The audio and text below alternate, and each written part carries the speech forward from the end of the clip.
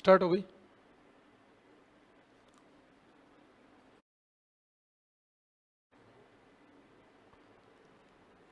नमस्कार प्यारे विद्यार्थियों, एक बार फिर आपका स्वागत। क्लास को शुरू करते हैं। कल हम तापमान टॉपिक को पढ़ रहे थे और आखिर में हमारा थोड़ा सा बच गया था। ज़्यादा कुछ तो नहीं बचा था, टॉपिक तो वैसे कंप्लीट हो गया था, लेकिन हम उसमें कुछ बातें और करने वाले हैं। जैसे समताप रेखाओं की बात करने वाले हैं, ताप कटिबंधों की बात करने वाले हैं, और इसके अलावा कुछ बातें हम और भी करेंगे। तो उन सब में जो बचा हुआ मैटर है उस क्लास का, सूर्य तप और तापमान वाली का, उसके लिए जल्दी आप लाइव जुड़िए और आज की क्लास को आगे पढ़िए। सबसे पहले हम बात करेंगे समताप रेखा की। समताप रेखा, इंग्लिश में इसको कहते हैं आइसोथर्म। तो मैं ऐसे ही लिख देता हूं, आइसोथर्म। तो सामान्य सी बात तो एक यही होती है समताप रेखा की, कि समताप रेखा होती क्या है? समान तापमान को मिलाने वाली रेखा। लेकिन क्या फर्स्ट ग्रेड लेवल पे इतनी सी बात से काम चल जाएगा? तो आपसे पूछा जाएगा, समताप रेखा दर्शाती है किसी स्थान का वास्तविक तापमान, किसी स्थान का समुद्र तल पर परिवर्तित तापमान, और आपको ऐसे वायुमंडल का तापमान, समुद्र तल का तापमान, ऐसे आपसे पूछा जाएगा क्वेश्चन। तो आपको ये सब बातें पता रहनी चाहिए। ओके, समताप रेखा होती क्या है पहले तो ये बताओ। सामान्य भाषा में तो कहेंगे समान तापमान वाले स्थानों को मिलाने वाली रेखा। आप तब तक कमेंट कीजिए कि ये समताप रेखा होती क्या है।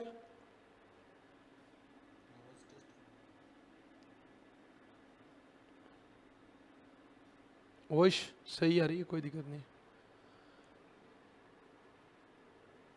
हाँ भाई पूनम, आवाज सही आ रही है क्या? एक बार बताइए आप। ओके, अगली बात, समताप रेखा, समताप रेखा सभी स्थानों को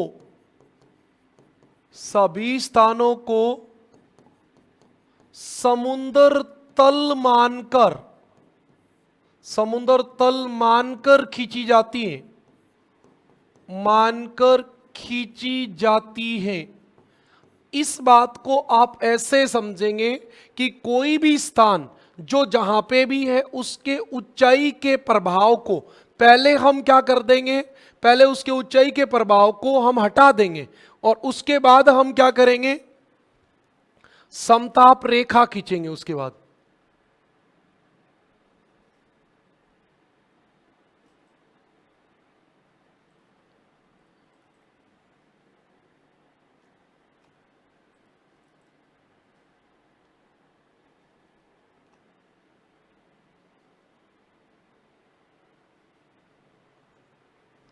हाँ, समताप रेखा सभी स्थानों को समुद्र तल मानकर खींची जाती है, बिल्कुल सही बात है।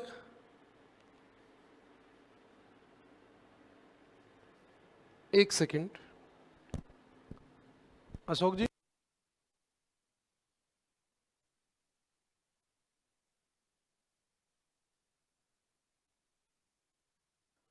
जैसे आपको एक बात और ध्यान देनी है कि ये हमारे पास एक समताप रेखा मानचित्र है। तो आप बताओ, इस पे जहां पर्वत हैं, क्या उन पर्वतों का प्रभाव दिखाई दे रहा है इन समताप रेखाओं पे? नहीं दे रहा।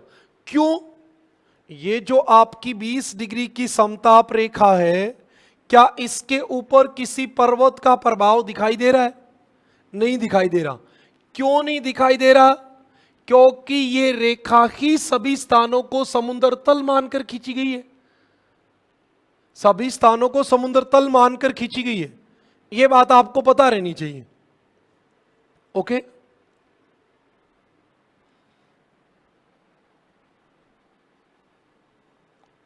हाँ जी। अगली बात, अगली बात यह है, इसके लिए हम क्या करेंगे? इसके लिए सबसे पहले हम किसी स्थान के तापमान को किसी स्थान के तापमान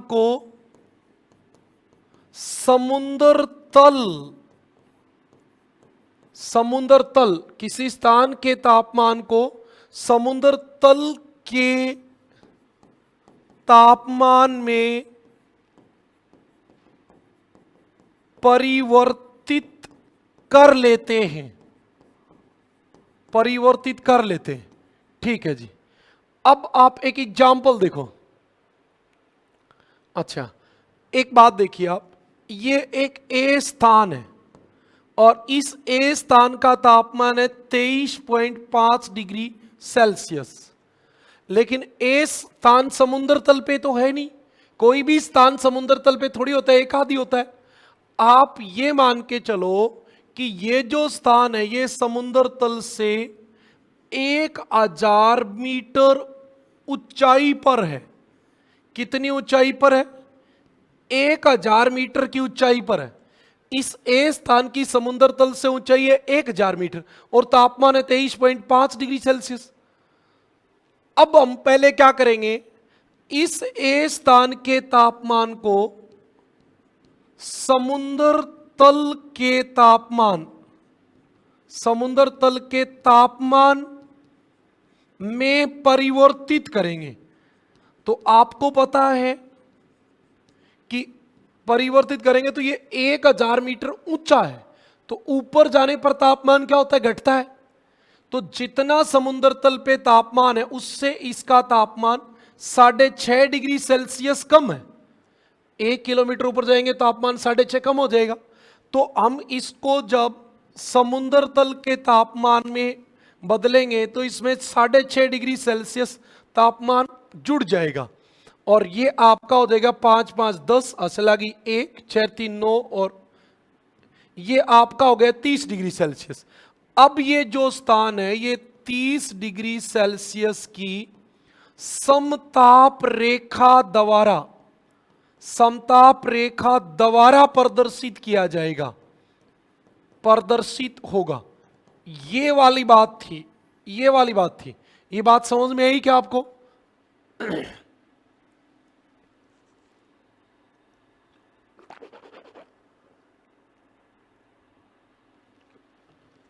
ओके, अब आप ध्यान से सुने एक बात।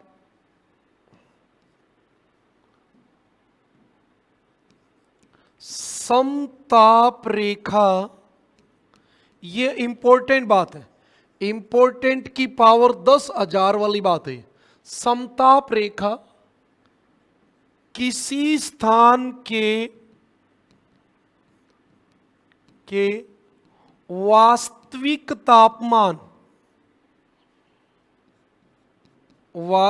तापमान को प्रदर्शित नहीं करती है,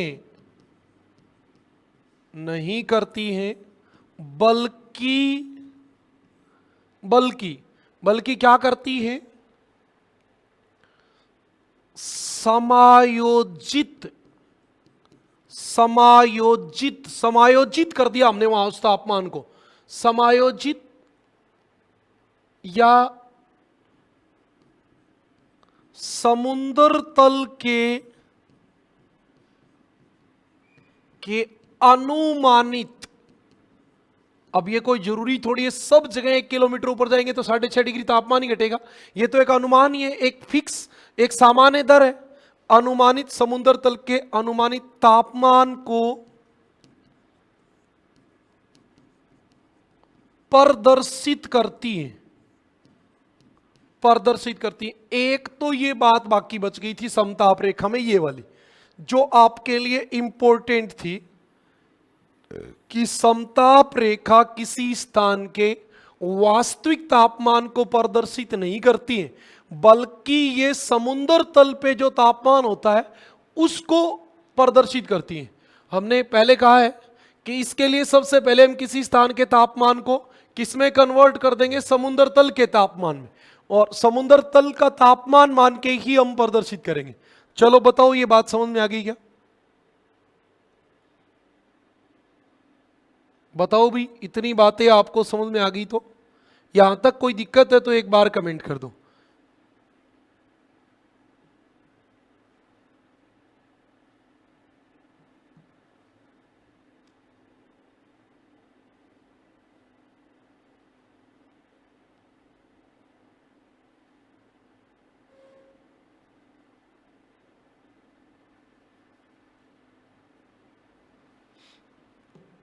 ओके।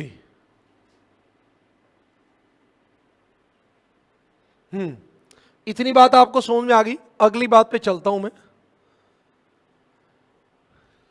हाँ, एक एग्जाम्पल दिया मैंने आपको, किसी स्थान का तापमान तापमान 30 डिग्री सेल्सियस है तथा वह स्थान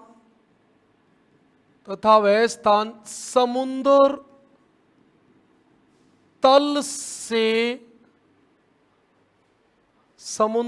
से 500 मीटर ऊंचाई में स्थित है, तो वह स्थान कितने डिग्री सेल्सियस की समताप रेखा द्वारा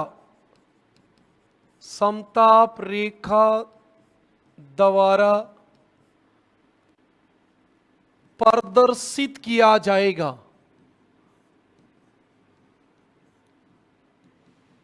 बताओ भाई, आपसे ये क्वेश्चन पूछ लिया जाए तो आपका इसका आंसर क्या होगा? आंसर बताओ। अब आपको सीधा सीधा एक बात समझनी कि ये ए स्थान है, इसका तापमान 30 डिग्री सेल्सियस है और ये समुद्र तल से ऊंचा है 500 मीटर, तो ये कितने डिग्री की समताप रेखा द्वारा दर्शाया जाएगा? पूनम जवाब दो बेटा, इतनी देर तक तो आपको आंसर बता देना चाहिए।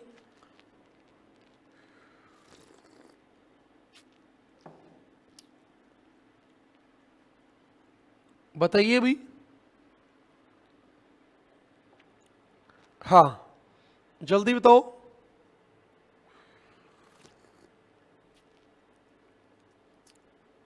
देखो, आपको एक बात का पता होना चाहिए, जब हम 1 किलोमीटर ऊपर जाते हैं तो तापमान 6.5 डिग्री सेल्सियस कम हो जाता है। तो 500 मीटर ऊपर जाएंगे तो कितना कम होगा? 3.2 डिग्री सेल्सियस। बिल्कुल सही बात है, 3.2 डिग्री। अरे 5 का आधा कितना हो गया? 3.25 हो गया। अब ये स्थान ऊंचा है 500 मीटर, तो नीचे आने पे तो तापमान बढ़ेगा, तो आप 30 डिग्री सेल्सियस में 3.2 डिग्री बढ़ा दो तो ये 33.2 डिग्री सेल्सियस हो गया। अब जब इसका आपको आंसर मिलेगा तो वो मिलेगा 33 डिग्री सेल्सियस की समताप रेखा द्वारा, 33 डिग्री सेल्सियस की समताप रेखा द्वारा ये आपको आंसर मिलेगा।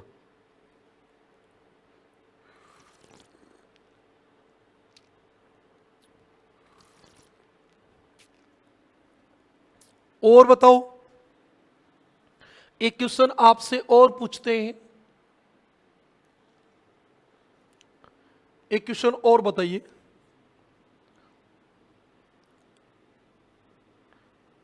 एक स्थान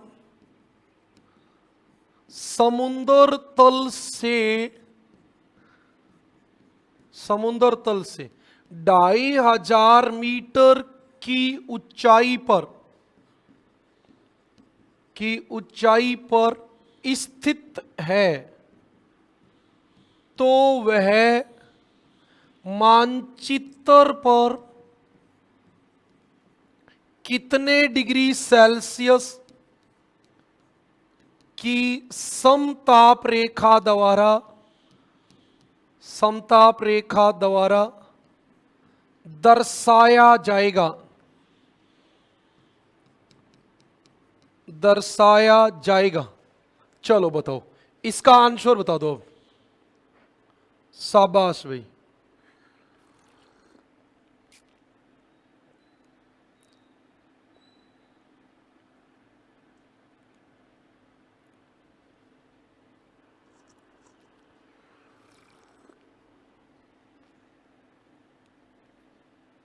आपकी वीडियो पीछे चल रही होती तो गो लाइव जहां लिखा है रेड वाला, उसके ऊपर क्लिक कर लिया करो।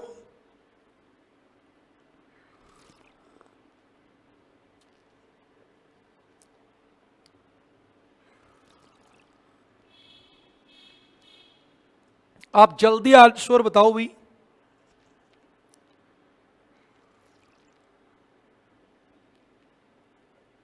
कोई भी स्थान ऊंचा है, इसका मतलब वहां तापमान तो कम है, नीचे आएगा तो बढ़ेगा। अब आपको पता है 1 किलोमीटर में 6.5 डिग्री बढ़ता है, तो 2 में कितना बढ़ जाएगा? 13 डिग्री सेल्सियस। 6 दूनी 12, आधा आधा 1 हो गया। अब 500 मीटर और बच गए आपके पास। सीधा गणित मत लगाओ, ऐसे लगा लो। आधे में कितना हो जाएगा? 3.2, तो ये हो गया 16.2 डिग्री सेल्सियस। और यहां हमने ये तो बताया ही नहीं कि स्थान का तापमान कितना है। एक स्थान समुद्र तल से 2500 मीटर ऊंचाई पर स्थित है। यहां एक बात और जोड़ो, उसका तापमान 15 डिग्री सेल्सियस है, तो वह मानचित्र पर कितने डिग्री सेल्सियस की समताप रेखा द्वारा दर्शाया जाएगा?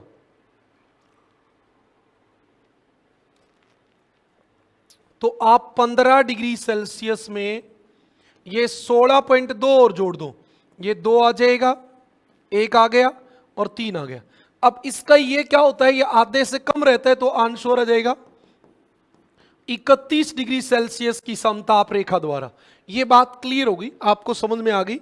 इतनी बार बताने के बाद वैसे भी समझ में आ जाती है। ओके, अब हम बात करेंगे, किसकी बात करेंगे हम? समताप रेखाओं की परवर्ती की बात करेंगे। परवर्ती, प्रकृति, नेचर एक ही बात होती है, कोई विशेष फर्क नहीं होता। प्रकृति। ओके, आपको क्वेश्चन पूछा जाएगा, निम्न में से कौन सा कथन समताप रेखाओं के संबंध में सत्य है या असत्य है? तो पहली बात ध्यान से सुने, नंबर 1, समताप रेखा सामान्यतः पूर्व से पश्चिम खींची जाती है, खींची जाती है। कोई भी आप मानचित्र पे समताप रेखा खींचोगे तो वो पूर्व से पश्चिम खींच जाएंगी, जो प्राय अक्षांशों का अनुसरण करती है, अक्षांशों का अनुसरण करती है, बिल्कुल करेंगी भी अक्षांशों का। आप देख रहे हो समताप रेखा, इधर देख लो, इसमें आप समताप रेखा देखिए, आपको जो समताप रेखा दिख रही होगी, ये आपकी 10 डिग्री सेल्सियस की समताप रेखा है। ये 10 डिग्री सेल्सियस की समताप रेखा है। देखो, ये लगभग अक्षांश में सीधी चल रही है, कोई बहुत ज्यादा फर्क नहीं आ रहा। अब आप एक और गौर करोगे तो आपको एक और बात और पता चलेगी, ये भी 10 डिग्री सेल्सियस की समताप रेखा है। हाँ जी, और ये इधर देखोगे आप तो ये 20 डिग्री सेल्सियस की समताप रेखा है। अब यही बात मैं आपको, ये जो मानचित्र में दिख रही है, यही बात आऊंगा। एक तो ये रेखाएं जो होती हैं वो पूर्व से पश्चिम चलती है, ठीक है। इसमें ये 3 ही क्यों हुई? समदाब रेखा, समताप रेखा, कोई भी आप रेखा खींच रहे हो, मानचित्र में एक बार आपने जितना अंतराल रख दिया अंतराल उतना ही रहेगा। तो इसमें हमने अंतराल 10-10 डिग्री सेल्सियस का रखा है। तो बस ये 4 रेखाएं हमने इसलिए ली कि आपको समझ में आ जाए थोड़ी सी। तो आप देख रहे हो दक्षिणी गोलार्ध में ये ज्यादा सीधी है और ज्यादा अक्षांशों का अनुसरण कर रही है, उत्तरी गोलार्ध में कम करती हैं, कम करती हैं। ओके, एक बात। दूसरी बात अभी मैं आपको बताऊंगा, जैसे ये समुद्र पे आएंगी, ये किधर मुड़ रही है, ये किधर मुड़ रही है, इसमें ज्यादा फर्क आ नहीं रहा। ये किधर मुड़ रही है, ये किधर मुड़ रही है, ये भी बात हम करेंगे। तो याद रखें, समताप रेखा पूर्व से पश्चिम खींची जाती है, प्राय अक्षांशों का अनुसरण करती है, ये वाली बात है। दूसरी बात, ये प्राय सीधी होती है। हाँ, लगभग लगभग इस तल पे तो सीधी रहेंगी, लेकिन इस तल से जैसे समुद्र आएगा, समुद्र आते ही झुक जाएंगे। परंतु समुद्र तट पर झुकाव आ जाता है। तो समुद्र तट पे झुकाव इसलिए आ जाएगा ना, वह समुद्र का प्रभाव होगा। ओके, तीसरी बात जो अभी अभी बताई थी, दक्षिणी गोलार्ध में, दक्षिणी गोलार्ध में समताप रेखा सीधी सीधी। पहली बात तो समताप रेखा क्या रहेंगी, सीधी। और दूसरी बात क्या रहेंगी, वह दूर दूर होती हैं। दूर दूर क्यों होती हैं, क्योंकि दक्षिणी गोलार्ध में समुद्र का प्रभाव होता है, तो तापमान जो होता है वो धीरे धीरे बढ़ता है। और जब धीरे धीरे बढ़ेगा तो समताप रेखाओं के बीच का अंतराल तो 10 डिग्री है। तो एक समताप रेखा से दूसरी समताप रेखा के बीच में दूरी ज्यादा हो जाएगी। ओके, यदि समताप रेखा पास पास होती है, पास पास होती है, तो ताप प्रवणता, तो ताप प्रवणता अधिक पाई जाती है। तो ताप प्रवणता अधिक पाई जाती है। ताप प्रवणता का मतलब होता है दो स्थानों के मध्य तापमान में अंतर। अगली बात याद रखना, ये भी जल एवं स्थल के मिलन बिंदु पर, मतलब जहां महाद्वीप कंप्लीट होकर महासागर शुरू होगा, वहां जल व स्थल के मिलन बिंदु पर समताप रेखा की दिशा उत्तर दक्षिण हो जाती है। आपके पास और भी आपको मानचित्र मिल जाएंगे। जब भी आप मानचित्र देखोगे, जैसे समुद्र आएगा, देखो उत्तर दक्षिण, जैसे समुद्र आएगा उत्तर दक्षिण होगी। यहां ज्यादा प्रभाव होता नहीं है, इधर भी एक बार बदलाव आता है, देखो इधर भी आता है, इधर भी आता है। आप यहां देख लो, यहां से लेके यहां तक इसके ऊपर ये प्रभाव है, यहां पे भी है। तो थोड़ा अब एग्जैक्ट दक्षिणी गोलार्ध में ज्यादा प्रभाव नहीं होता, उत्तरी गोलार्ध में ज्यादा होता है। ओके, क्यों? क्योंकि समुद्र तट पे तापमान समान रहता है। अब समान रहेगा, जैसे मान लो 10 डिग्री को मिला रहे हो, तो समुद्र तट पे तो 10 डिग्री दूर तक मिलेगा, तो फिर उत्तर से दक्षिण होनी है। अरे ये मान लो दक्षिण अमेरिका महाद्वीप है, और यहां 10 डिग्री है, तो यहां पे भी 10 मिलेगा, यहां पे भी 10 मिलेगा, यहां पे भी 10 मिलेगा। क्यों? क्योंकि समुद्र का जल तो एक जैसा ही गर्म होता है। तो जो समताप रेखा 10 डिग्री की आएगी, वो यहां आके ऐसे हो जाएगी, ऐसे हो जाएगी, हो जाएगी कि नहीं हो जाएगी? तो उत्तर से दक्षिण हो जाती है, यही बात मैंने आपको लिखी है। समुद्र तट पे समताप रेखा उत्तर से दक्षिण हो जाती है। इतनी बातें समझ में आ गई? एक बार आप कमेंट कर दो।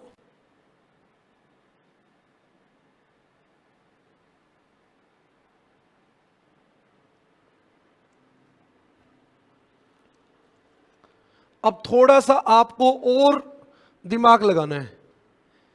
मैं लिखता हूं, फिर आप बताना बात सही लिखी या नहीं लिखी। गर्मी में, गर्मी का मतलब हो गया कहीं पर भी, चाहे उत्तरी गोलार्ध हो दक्षिणी गोलार्ध हो, गर्मी में स्थल से सागर की ओर, सागर की ओर जाने वाली समताप रेखा, समताप रेखा, अच्छा जी, गर्मी में स्थल से सागर की ओर जाने वाली समताप रेखा भूमध्य रेखा की ओर,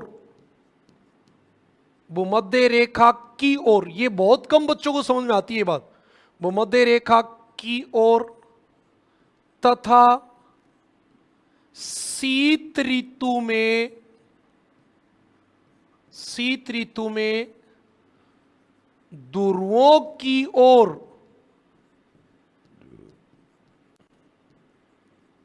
मुड़ जाती है। अब आप एक बात बताओ, कौन सी ऋतु है? ग्रीष्म।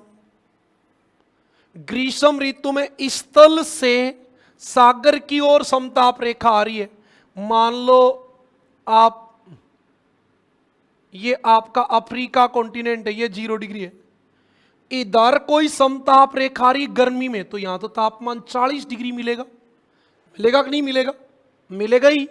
अरे गर्मी में 40 डिग्री तापमान मिलेगा, तो ये समताप रेखा जैसे तट के पास आएगी, इसको तापमान चाहिए 40 डिग्री, तो 40 डिग्री तो भूमध्य रेखा की ओर मिलेगा, और समुद्र पे तो मिलेगा ही नहीं, तो ये तो समाप्ति हो जाएगी, ये स्थल पे ही समाप्त हो जाएगी, सागर पे जाएगी ही नहीं।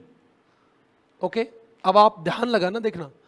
अब मान लो शीत ऋतु है, शीत ऋतु है, मान लो आप 1 मिनट के लिए, शीत ऋतु में यहां समताप रेखा कौन सी आएगी? 10 डिग्री सेल्सियस की। और जब ये 10 डिग्री सेल्सियस की समताप रेखा यहां आएगी, अब इसको तापमान चाहिए 10, तो विषुवत रेखा की ओर तापमान तो ज्यादा होगा, तो ये अपने आप किधर मुड़ जाएगी? ध्रुवों की ओर। किधर मुड़ जाएगी? ध्रुवों की ओर, ध्रुवों की ओर। एक बात। दूसरी बात, आप देखो, 1 मिनट के लिए सोचो, गर्मी में स्थल और समुद्र में किसका तापमान ज्यादा होता है? स्थल का। तो आपको किधर जाना पड़ेगा? स्थल का तापमान ज्यादा है तो भूमध्य रेखा की ओर। सर्दी में स्थल और समुद्र में किसका तापमान ज्यादा होता है? समुद्र का। तो आपकी समताप रेखा कम तापमान की है, तो आपका अपने आप किधर मुड़ जाएगा? ध्रुवों की ओर। ये वाली बात होती है। ये बात समझ में आ गई क्या? थोड़ी सी मुश्किल है, लेकिन आप समझ सकते हो, कोई बहुत ज्यादा दिक्कत वाली बात है नहीं।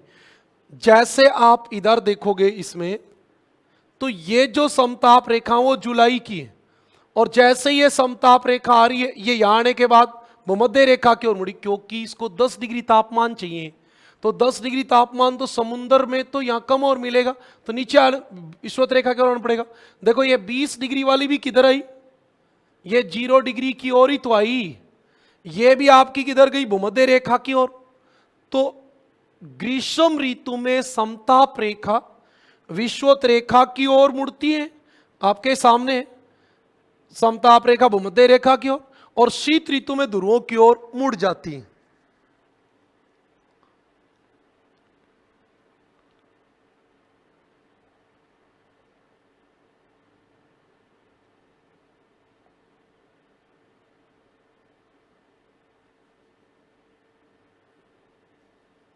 ओके,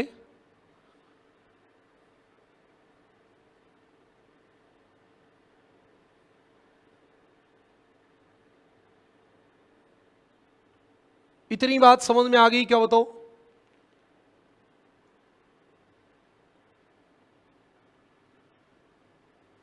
बताओ भी, यहां तक की बातें समझ में आ गई क्या?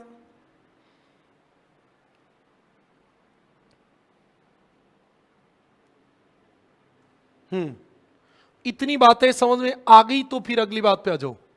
और अब मैं आपको केवल डाटा प्रस्तुत करूंगा, उनका कोई विशेष मतलब होता नहीं, वो याद करने होते हैं। जनवरी में जनवरी में विषुवत रेखीय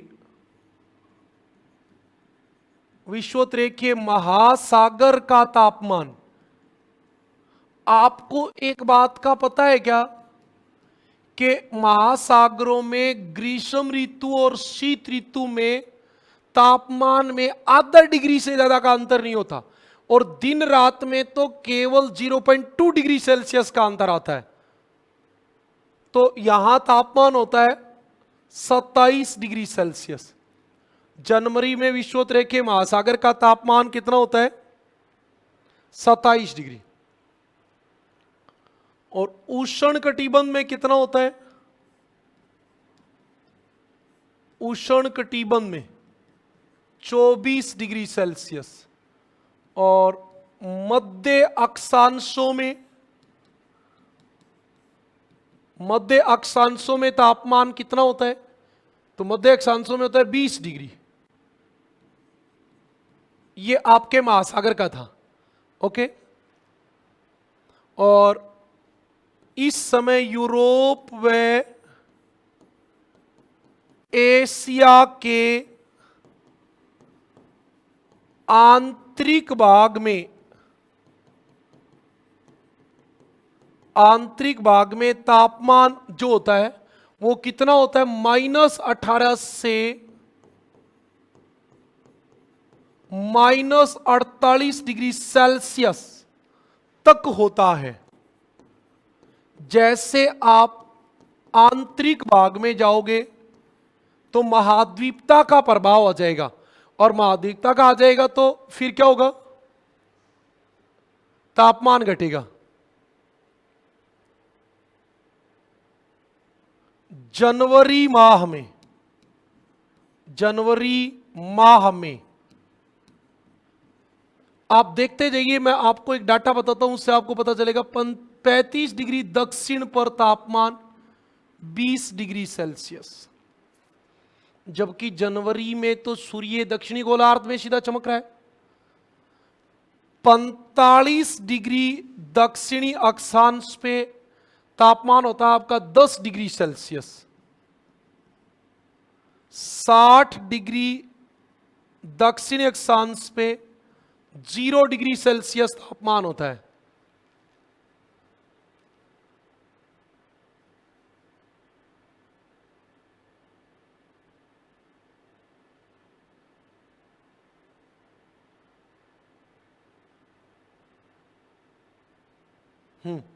बहुत है, सबको समझ में आ गया? ओके। ये कोई ज्यादा विशेष है भी नहीं, आप चाहो तो इसको देख लेना, नहीं तो कोई जरूरत नहीं है। मेरी तरफ से इसकी रिक्वायरमेंट है नहीं, क्योंकि ये डाटा कभी नहीं आते, और पीछे वाले पेज पे जो मैंने लिखा वो सब बातें पेपर में आने वाली रहती हैं, वो आपके एग्जाम में आती रहती हैं, तो ये आप देख लेना। एक ये वाली बात भी आती है, समताप रेखा मानचित्र। सही बात है ना? ठीक है जी। अब आप देखिए हमारे इस टॉपिक में और क्या बचा है।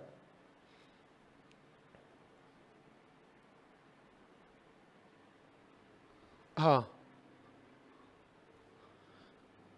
इस टॉपिक में हमारे, चलो थोड़ी बहुत बात और भी पूछ ली जा सकती है। उत्तरी गोलार्ध में अधिकतम तापमान कब होता है ये बताओ? उत्तरी गोलार्ध में अधिकतम तापमान, तो बच्चों के दिमाग में रहता है सर सूर्य सीधा चमकता है 21 जून को, तो फिर जून में होगा ना, जुलाई में। क्यों? क्योंकि सूर्य सीधा चमकते ही तापमान ज्यादा नहीं होता। सूर्य 12 बजे सीधा चमकता है तो अधिकतम तापमान 2 बजे होता है। दक्षिणी गोलार्ध में अधिकतम तापमान बताओ कब होगा? जनवरी में। दिसंबर में सूर्य सीधा चमकेगा, जनवरी में क्या हो जाएगा? आपका तापमान सर्वाधिक होगा। एक क्वेश्चन बता देता हूं आपको, कथन कारण वाला, काम का सवाल है। कथन एक कथन है, उत्तरी गोलार्ध में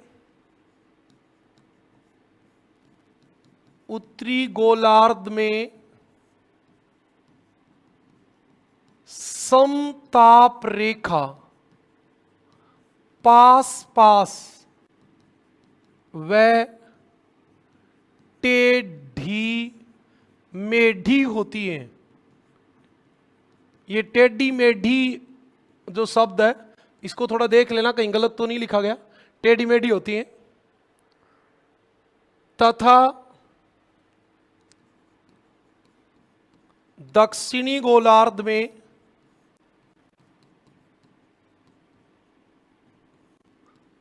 गोलार्ध में समताप रेखा दूर दूर व सीधी होती हैं, सीधी होती हैं। ये इतना बड़ा आपका कथन है और फिर कारण है, कारण आर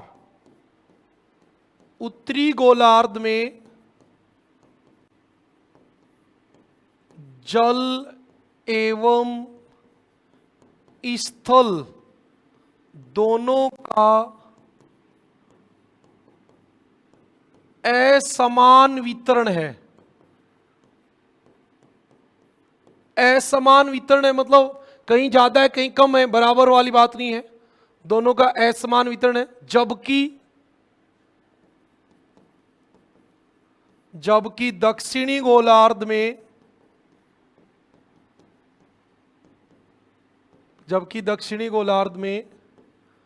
जल की अधिकता पाई जाती है। बताओ इसका आंसर क्या होगा? इसका आंसर क्या होगा जल्दी बताइए। देखो इसका आंसर हमारे फिक्स होता है ए और आर दोनों सही है। आर ए की सही व्याख्या करता है तो एक, ए और आर दोनों सही है और आर ए की सही व्याख्या नहीं करता तो बी, ए सही है आर गलत है तो सी, और ए गलत है आर सही है तो डी उत्तर। बताओ क्या उत्तर आएगा, जल्दी बता दो। इसका आंसर आएगा ए, क्योंकि उत्तरी गोलार्ध में समताप रेखा पास पास होती है, सही बात है। टेढ़ी मेढ़ी होती है, सही बात है। दक्षिणी गोलार्ध में दूर दूर होती हैं, सीधी होती है, ये बात भी सही है। तो पहली बात तो ये कि ये सही बात है। दूसरी बात है कि उत्तरी गोलार्ध में जल आपको पता है कम है, स्थल ज्यादा है। वैसे तो दोनों गोलार्धों में ही जल ज्यादा है क्योंकि पृथ्वी जल ये गोलार्ध है, तो उत्तरी गोलार्ध में भी है तो जल ही ज्यादा, लेकिन अपेक्षाकृत स्थल ज्यादा है तो वहां तापमान में ज्यादा असमानता पाई जाती है। और दक्षिणी गोलार्ध में जल की अधिकता पाई जाती है तो तापमान जो होता है वो धीरे धीरे बढ़ता है और समान होता है, तो समान होगा तो आप फिक्स अंतराल पे समताप रेखा खींचोगी तो दूर दूर जाएंगी और सीधी भी होंगी। तो इसका आंसर आएगा ए और आर दोनों सही हैं, दोनों सही हैं तथा आर ए की सही व्याख्या करता है। आर ए की सही व्याख्या करता है, ये आपकी बात थी।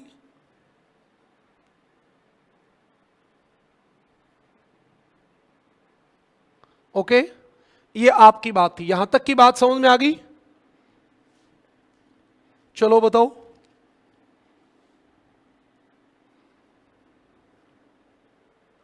हाँ ठीक है जी, अगली बात चलते हैं। बहुत इंपॉर्टेंट बात है, नोट डाल के लिख लेना। समताप रेखाओं के आधार पर, समताप रेखाओं के आधार पर ताप कटिबंधों का वर्गीकरण, वर्गीकरण किसने किया बताओ? वर्गीकरण सुपन ने किया। सुपन नाम का हमारा विद्वान है, उसने क्या किया? समताप रेखाओं के आधार पे क्या कर दिया? ताप कटिबंधों का निर्धारण कर दिया। और उसने क्या कहा? देखो ये कहा उसने, ये पृथ्वी है, ये 20 डिग्री सेल्सियस की समताप रेखा और ये 20 डिग्री सेल्सियस की समताप रेखा, इसको उन्होंने बताया उष्ण कटिबंध। फिर उन्होंने कहा ये 10 डिग्री सेल्सियस की समताप रेखा और ये 10 डिग्री सेल्सियस की समताप रेखा, इसको उन्होंने बताया शीतोष्ण कटिबंध, और इस वाले को बताया शीत, और इस वाले को भी बताया शीत कटिबंध। बात समझ में आई? शीत कटिबंध, शीत कटिबंध, शीतोष्ण, शीतोष्ण और उष्ण, ये निर्धारण किया। बस आपसे पूछा जा सकता है सुपन महोदय के अनुसार उष्ण व शीतोष्ण कटिबंध की सीमा निर्धारित करता है, तो आपको पता है 20 डिग्री सेल्सियस की समताप रेखा। बस इतनी बात बतानी है। शाबाश पूनम। ओके, देखो अगली बात पे चलता हूं।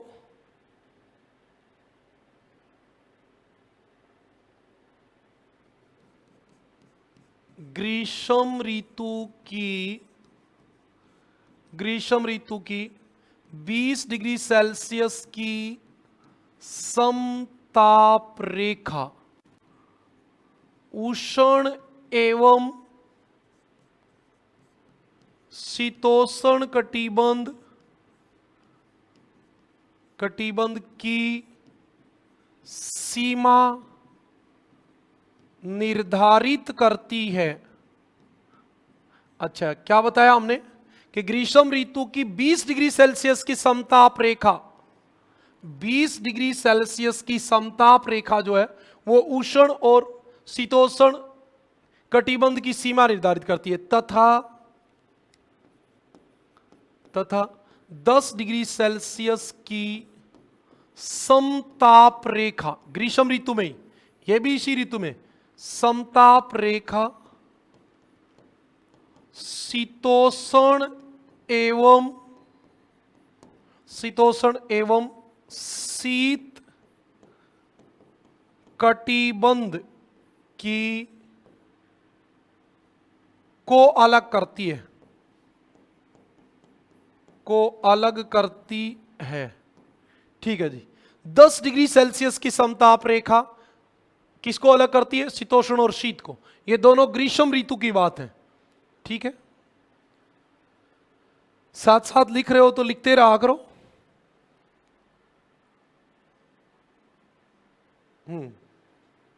ओके, चलो बताओ समझ में आ गई क्या इतनी बातें?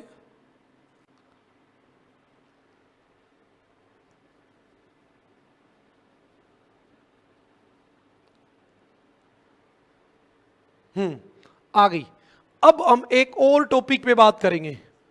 छोटे छोटे टॉपिक हैं यहां तापमान से संबंधित, जो बातें हमें डिस्कस करनी है।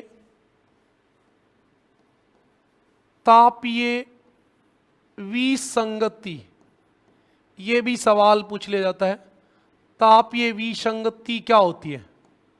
देखो आपको बताऊं तापीय विसंगति क्या होती है। ये आपकी पृथ्वी और ये 0 डिग्री और ये आप मान लो 25 डिग्री उत्तरी अक्षांश, और इसके ऊपर ये एक स्थान है ए। कितना स्थान है ये? ए। और इस ए स्थान का तापमान है 40 डिग्री सेल्सियस। ओके, और इस 25 डिग्री उत्तरी अक्षांश का औसत तापमान है 30 डिग्री सेल्सियस। तो इसका 30 डिग्री ऐसे होगा ना, इसमें समुद्र भी तो आएगा, तो समुद्र पे तापमान कम होगा। हाँ, समुद्र पे तापमान कम होगा। ठंडे प्रदेशों में तो क्या होता है, जैसे मान लो आप, यहां तो फिर स्थल नहीं मिलेगा ना, यहां मान लो आपने ये 70 डिग्री उत्तरी अक्षांश ले लिया, तो आपने इस 20 स्थान का तापमान देखा, इस 20 स्थान का तापमान मिलेगा 5 डिग्री, 5 डिग्री, और इस अक्षांश का आपको औसत तापमान मिलेगा 10 डिग्री, क्योंकि इस पे समुद्र जो होंगे वो स्थल से गर्म मिलेंगे।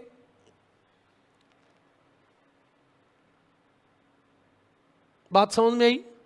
नहीं आई? आ जाएगी। 1 मिनट के लिए आप ध्यान से समझे सुने तो बात समझ में आ जाएगी। अब पहले तो आप सुने ये होता क्या है। तापीय विसंगति, किसी स्थान के औसत तापमान किसी स्थान के औसत तापमान, ए स्थान है उसका औसत तापमान है 40 डिग्री औसत तापमान, तथा उस स्थान के जिस स्थान पे वो ए स्थान है उस स्थान के अक्षांश के औसत तापमान के अंतर को तापीय विसंगति कहते हैं। तापीय विसंगति कहते हैं। ठीक है जी, ओके। अब देखो, ए स्थान का औसत तापमान, ए स्थान उष्णकटिबंध में है तो समुद्र से स्थल का तापमान ज्यादा होगा, और स्थान कोई भी होगा वो होगा स्थल पे, तो 40 डिग्री। ए स्थान के 25 डिग्री उत्तरी अक्षांश का औसत तापमान इसका है जी 30 डिग्री सेल्सियस। अब क्या हो गया, तापीय विसंगति, 40 में से 30 घटा दो, 10 डिग्री सेल्सियस आ गई। ये प्लस में आ गई तो आपकी तापीय विसंगति क्या होगी, तापीय विसंगति धनात्मक होगी।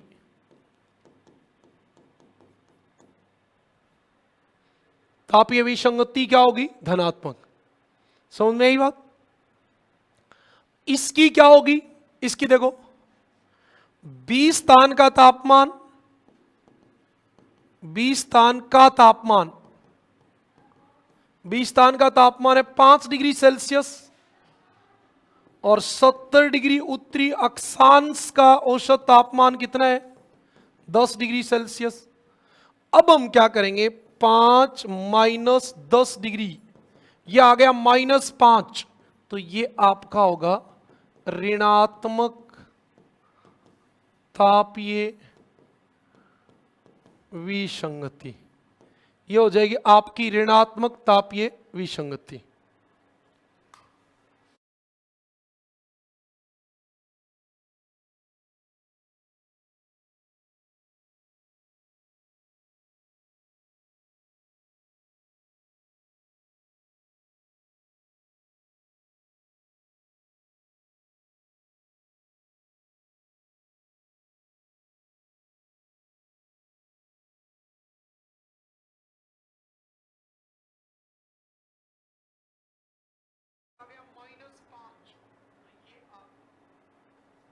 नहीं, अभी कोई प्रॉब्लम नहीं है, थोड़ा सा ऊपर खिसका दो। हाँ भाई, एक बार दोबारा, थोड़ी सी वॉल्यूम में प्रॉब्लम हो गई थी तो आप लोग कमेंट कर दिया करो। आवाज में कोई दिक्कत रहे तो आप थोड़ा बहुत कमेंट वमेंट किया करो। हाँ, अभी तक तो शायद सही आ रही होगी, देख लो। ओके,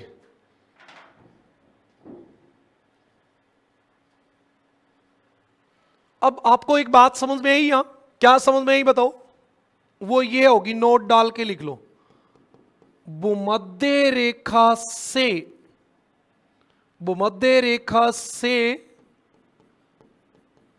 40 डिग्री अक्षांश तक तापीय विसंगति धनात्मक तथा 40 डिग्री से ध्रुवों के बीच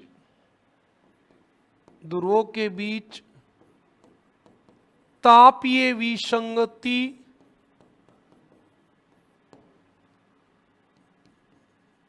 ऋणात्मक होती है।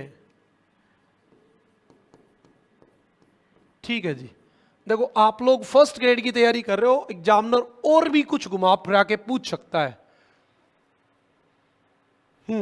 ये बात तो समझ में आ गई। इसको मैंने लिखा नहीं, सीधा आपको समझा दिया।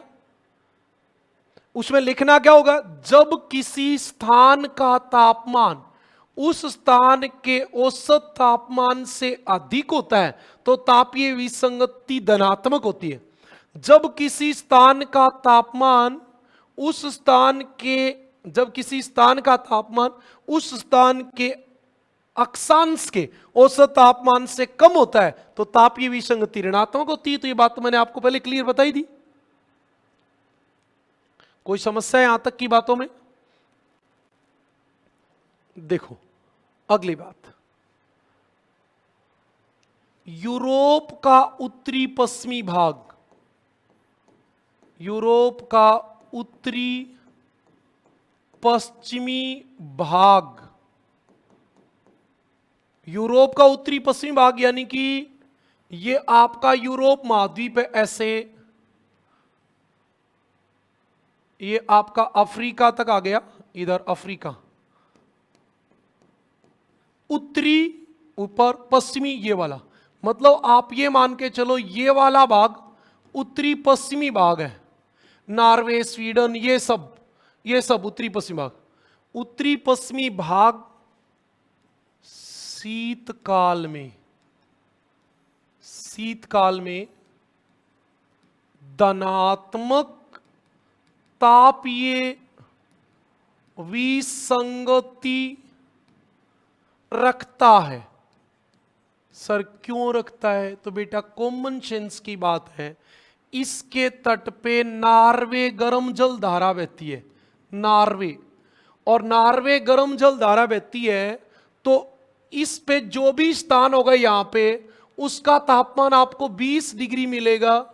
तो इस अक्षांश पे जो औसत तापमान है वो 10 डिग्री मिलेगा। तो 20 माइनस 10, तो ये तो 10 बच गया, तो धनात्मक तो होना ही था। भाई जिस तट पे गर्म जल धारा बहेगी, आप बताओ उस तट पे कोई स्थान होगा उसका तापमान तो ज्यादा हो जाएगा, तो तापीय विसंगति क्या होगी? धनात्मक। कॉमन सेंस है। तो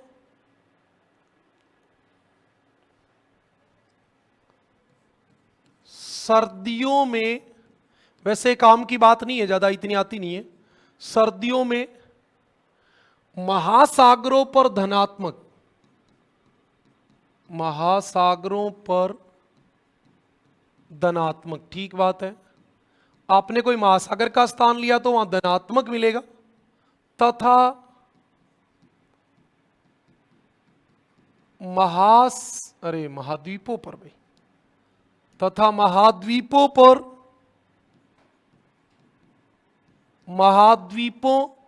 सर्दी है, महाद्वीपों पर ऋणात्मक तापीय विसंगति मिलती है। ठीक बात है भाई, एकदम सही बात है। और गर्मियों में उल्टा हो जाएगा, गर्मियों में उल्टा हो जाएगा। अब आपकी एक समविसंगति रेखा, इसकी और बता देता हूं, समविसंगति रेखा, इसका नाम होता है आइसोनोमल, आइसोनोमल। ये तो हमेशा वही बात होती है, समान तापीय विसंगति को मिलाने वाली रेखा, समान तापीय विसंगति को मिलाने वाली रेखा। सही बात है ना? बिल्कुल।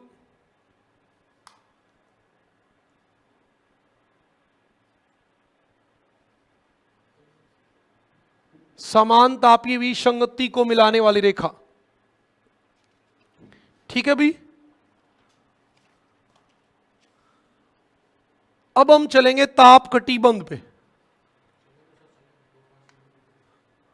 हाँ, अब ये बात पूरी हो गई। अब हम चलेंगे ताप कटिबंध। ताप कटिबंध, आप लिख लो ताप कटिबंध।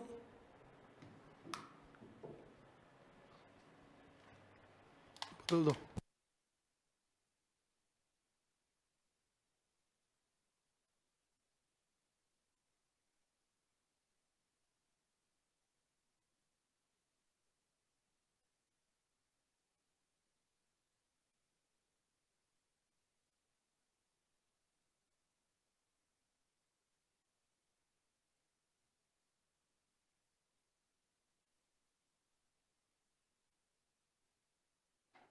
ओके, चलो शुरू करें। ताप ताप कटिबंध।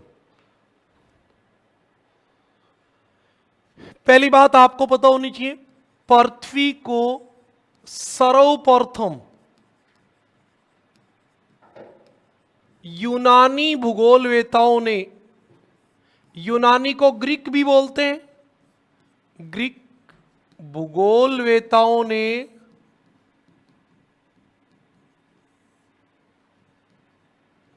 पांच ताप कटिबंधों में विभाजित किया, विभाजित किया। इसमें काम का सवाल जो है आपका वो ये वाला है कि पृथ्वी को सर्वप्रथम किन्होंने ताप कटिबंधों में विभाजित किया, टेम्परेचर जोन में किसने विभाजित किया? यूनानियों ने। और ये आपकी कौन कौन सी थी? तो आपको पता ही है, तो ज्योग्राफी पढ़ने वाले हर बच्चे को पता होता है।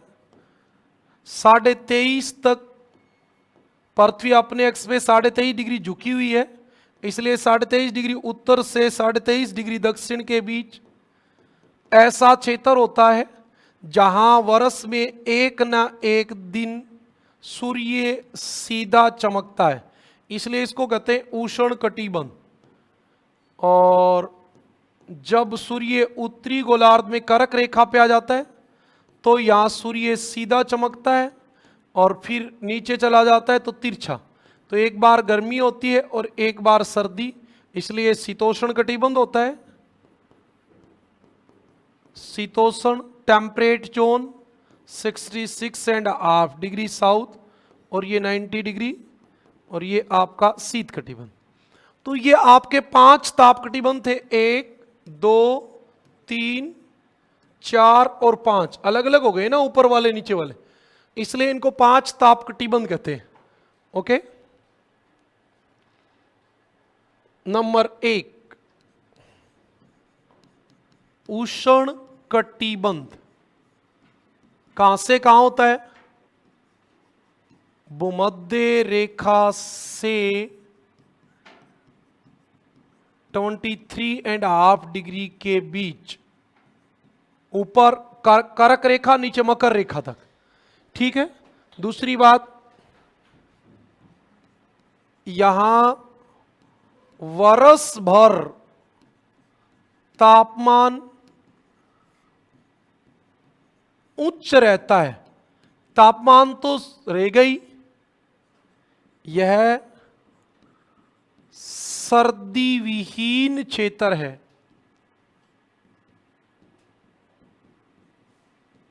बस और बातें कोई ज्यादा करने की आवश्यकता होती नहीं है इसमें। सर्दी विहीन क्षेत्र है तभी ऐसा होता है। नंबर 2 शीतोष्ण कटिबंध।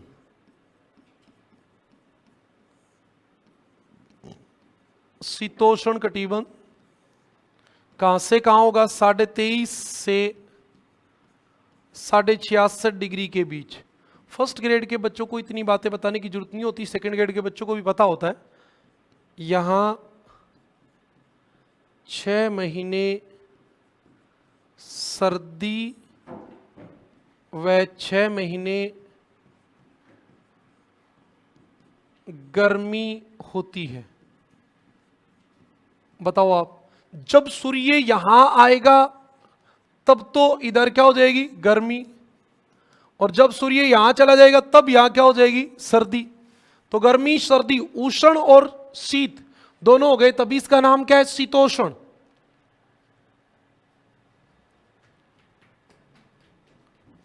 अतः इसे शीतोष्ण कटिबंध कहते हैं। एक जो सबसे इंपॉर्टेंट बात है वो ध्यान रखें, यह क्षेत्र मानव विकास के सबसे अनुकूल है। आप लोग जब विश्व में सर्वाधिक जनसंख्या वाले देश देखना शुरू करोगे तो सब शीतोष्ण कटिबंध में मिलेंगे। मनुष्य के लिए सबसे अनुकूल दशा यही है। ओके, और तीसरा आपका होता है शीत कटिबंध। शीत कटिबंध कहां से कहां होता है? 66 डिग्री आपसे ध्रुवों के बीच। और यहां क्या होता है? यहां वर्ष भर शीत ऋतु रहती है। ये आपका ट्रॉपिकल जोन, टेम्परेट जोन और फ्रीज्ड जोन, ये 3 जोन होते हैं। आपको बातें समझ में आ गई होंगी, बहुत आसान सी बात है। इसमें मैंने एक ही बात बताई आपको, ये बाकी तो कुछ बताया ही नहीं, ये सब पता रहता है। अब आपको एक बात और पता होनी चाहिए। क्या? हमारे सुपन नाम के विद्वान का वर्गीकरण होता है। सुपन का वर्गीकरण। सुपन जो है, सुपन ने पृथ्वी को कितने ताप कटिबंधों में विभाजित किया? 7 ताप कटिबंधों में।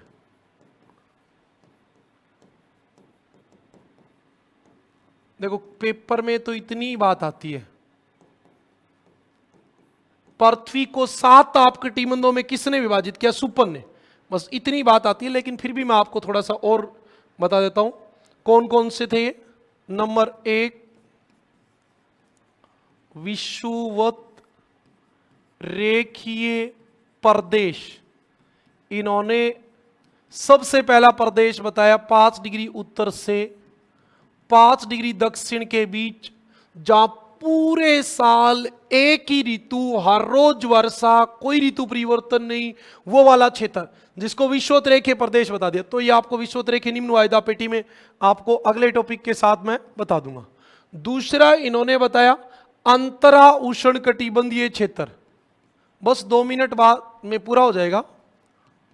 अंतरा उष्ण कटिबंधीय क्षेत्र 5 डिग्री से 12 डिग्री के बीच।